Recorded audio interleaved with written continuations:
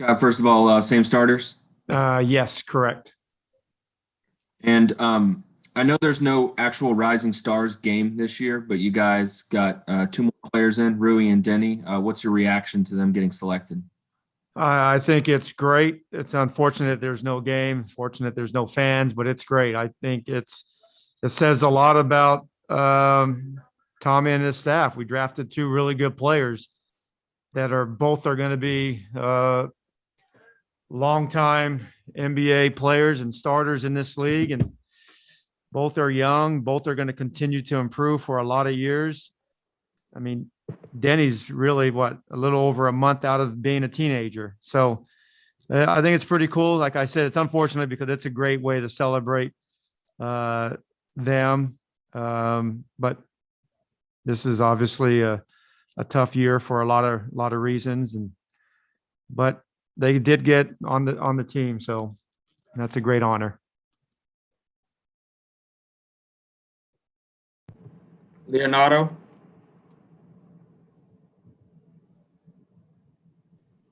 Coach, it's Leonardo Torres from Peru. Coach, what is the evaluation you can make about the team at this point of the season? Evaluation. I mean, it's definitely there's a lot of things. There's a lot of ways to look at it. I just keep looking at how much better we can get. I know we had a lot of things go against us that we all know about, and it's behind us. And hopefully, we don't have to return uh, in some of those things. But I still see a step or two of growth from some players and our team. So I'm looking forward. I know our schedule is going to be very difficult coming back, but I'm looking forward to where we can go and how much better we can get. The break is going to be good for the other 29 teams as well. I think we all need a break from a lot of the things that we have to go through. But I'm excited about how we can play in the second part of this season. There's like I said, but I said there's definitely those first 2 weeks are some pretty tough games, but you got to play every team in the league quite a few times. So we have a bunch of tough games coming up. Howard. Hi, Scott. I wanted to ask you about this, the wrinkle to the schedule this year because of COVID with the back-to-back opponents, same opponent in back-to-back games. You got a couple more of those right after the break. Do you like that or not like it? And I mean, is that something you could see once things, hopefully sooner rather than later, the world gets back to normal, maybe next season that could be kept, or you'd like to see it go away in the future? Yeah, I mean, I kind of like it. It's kind of gives you like this like mini playoff atmosphere. I mean, I don't know how it will be with the fans, in the building. Is that the fans want to see the same team? I mean, I don't know those numbers, but I kind of like it because it gives you like a little bit of a playoff feel and adjustments that need to be made. And um, I kind of even like to having them back to back in the back to back games in the same city. It doesn't have to be the same team, but just I kind of like that as well. I mean, it's not the normal back to back. If you're having a home and a road, or a road and home, or a road, but I kind of like it. I don't know if we keep it. Law. Hey, good afternoon, Scott. Wanted to ask you about Reggie Jackson. You just saw him last week in LA. He had a pretty good game then. He's coming off of his best scoring game of the season. And I know you coached him before. I just want to know, like, how much have you been able to keep up with him? How much does his game now kind of resemble whatever you saw when you were together? And, how much do you feel like he's progressed as a player since you last coached him? Um, well, just a different role. He's basically coming full circle. He was a backup player. Didn't play much his first year and then got into the rotation and played good minutes and had a good role with us. I mean, he won. He basically helped us win a playoff series. I think it was either game 5 or game 6 in Memphis that he had a monster game. I ended up starting him that night. But yeah, then he ended up being a starter in Detroit, and then he's battled injuries. Injuries are hard, man. It's like they're hard to battle and stay mentally sharp and physically getting back to where you once were. I think he's there now. I think he has a nice little role with the team and is playing well the last 4, 5, 6 games. And I think he has a chance to, play a lot of good minutes for them. But I think he's fought back from his injuries, and I think he's back to being where he was. Matt Paris. Hey, Scott.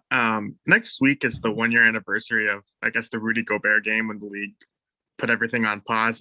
I guess, 1, does it feel like it's been a year already? And then 2, what is your biggest takeaway of playing in a pandemic, especially given all the things that you guys have gone through? No, I mean, it's definitely just talking like big picture. It's definitely hard to see what has happened to the world. There's a 2.5 million people died over this, over 500,000 in our country. So that's definitely tough, and it's also tough to do. And we're playing a game that we love and having fun doing it, and then seeing all the tough times around our country. So those are all things that you fight within. But it's definitely, just from an NBA standpoint, it's very difficult not having fans. It's very difficult. I give the players a lot of credit, because there's some nights I'm like, man, that music they're blaring just irritates you. And not having fans is but the players come out and compete. There's been a lot of great games this year, and we love the game. Fans love the game. It's a great game to play and coach and watch, but not having fans, it's definitely hard. And you see the biggest impact to me I see is the inspiration and the impact that our players have on the young kids. You don't get to see those interactions and those moments that I love to watch and I love to see. And, even within our own team, we don't even get to see, our players' kids. And we have a very open door policy. When you have your kids, bring them in, come watch, let them watch practice, let them come to our building, bring them into the locker room. Brad would bring his 2 boys. IT last year would bring his kids. And that was really fun. It was like a circus in there. It was just all over the place. Kids are having a good time, but I think it's important that we don't get to see that. And that's very, that's minor, but yeah, there's a lot of things that we can't wait to get back to being normal, but being normal is going to be different from a lot of different reasons. People have lost their lives, and that's never going to be normal for them. Those games that you do have fans, because there are some teams that allow them in a limited capacity. I mean, can you tell that difference, or is it because there's not, the full crowd? I guess, can you feel that energy on some nights? No, I mean, we've had a few games now with fans. I don't even realize they're even there.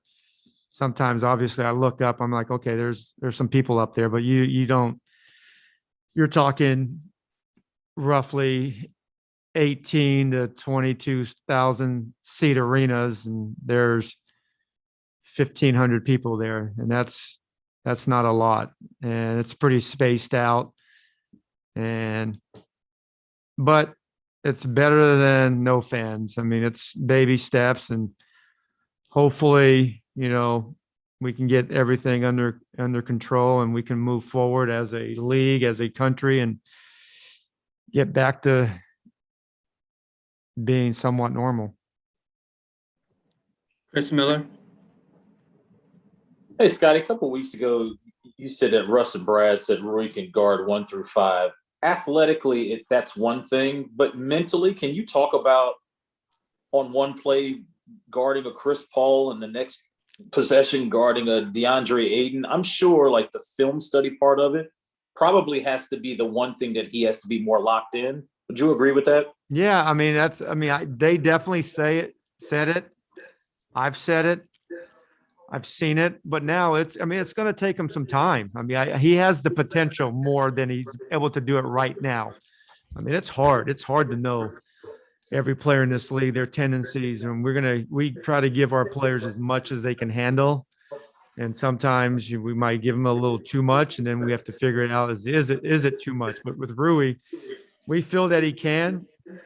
We feel that we have to give him that experience, but it might take him a year or two. But I think potentially the league is not going to change. You're going to see 1 through 4 switches throughout the league and every team, and every team's going to have a small lineup where you're going 1 through 5 switches, and he could be that small lineup 5. We've done it a little bit, but yeah, I think he has the potential to be really good at it. Practice and classroom, I'm assuming, will be probably the places where he can take it next level next year, or second half of the season. Yeah, I mean, it's definitely just classroom, film session, practice. Practice. Come on. We're talking about practice, right? Talking about practice. I don't know, man. When are we going to practice? We got a lot of games coming up, a lot of back-to-backs coming up, and we didn't practice much in February. I think we had maybe, I don't even know. We've had 3 practices in 2 months. But yeah, I think Rui definitely has a chance to be really, really elite defending all 5 positions. Thanks, Scotty. Thank you. Neil? Hey, Scott, a couple of weeks ago, you guys said that Ish would be reevaluated in 3 weeks. He's done a decent amount with your guys' performance staff. Is that still on schedule, and how is he progressing? Yeah, I talked to him about a half an hour ago. I just asked him, how is it going? He says, I'm feeling better, but I haven't talked to like the next step of what's his on the court. But they did say 3 weeks. I don't even know. Has it been 2 now, or has it been 3? I miss him. We miss him. But Haula stepped up and played well. But I don't know when exactly he will be able to get back on the practice floor and be ready for a game. That still remains to be seen. I haven't heard. Quentin? Hey, Coach, with the trade deadline coming up in exactly 3 weeks from now, how often is it that you and the front office discuss moves via trade to improve the quality of this team? Yeah, I mean, we talk all the time. I mean, it's like we talk all the time on a lot of different ways, a lot of different things. Not always trades, very rarely actually right now. I mean, it's going to pick up, but we talk about how we can get our team better and our guys better within. That's my focus. I've always done that as a coach. I let them do their job because there's teams call. This is the time of the year, especially teams call.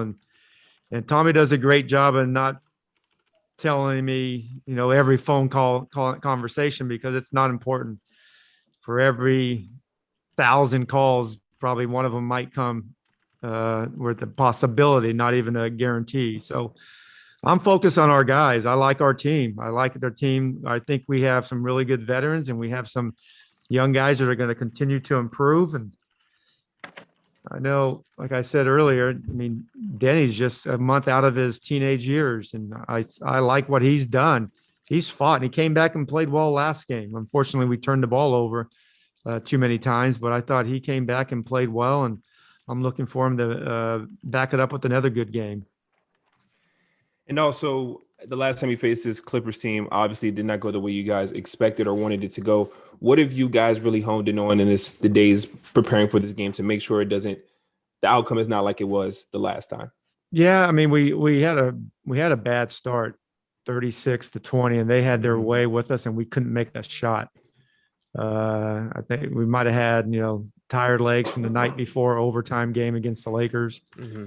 But I thought we battled back when we got down by whatever 20 something. We cut it to 5, and man hit a 3 in the left corner, and then he hit a drive over. I think it was Rui, and then we were just playing catch up from then on. But we're gonna have to. I mean, we definitely have to make some shots. That's something that I still think we're a better 3-point shooting team than we have been showing. But we have to play well tonight. We don't have to play perfect, but we have to play well tonight. This is one of the best teams in basketball with 2 potential MVP type players that are playing, you know, almost 50, 40, 90 basketball from the offensive end. So, and then they got a microwave type of scorer in Lou Williams, and they got a good team. They're playing. They play with the confidence when they're healthy. Take the last question from Zach. Hey, Coach. Speaking of the Clippers, defensively, how do you go about limiting their threes today? That is a problem, man. You don't want this team to shoot many threes because I think they shoot 42% as a team. That's hard to do. 40. You like a couple of guys on your team that shoot in the 40s. They got an entire team, and then they shoot the ball extremely well from the free throw line. So you got to defend the 3. You can't foul them. You can't get them. You can't put them in the early bonus situations where they get 2 free throws by any ticky-tack foul. So we're going to have to play well early in the quarter, on each quarter, to not get these silly fouls. But 3-point line is going to be pretty important. We want to make them, and we want to make them miss. Pretty simple, but hard to do.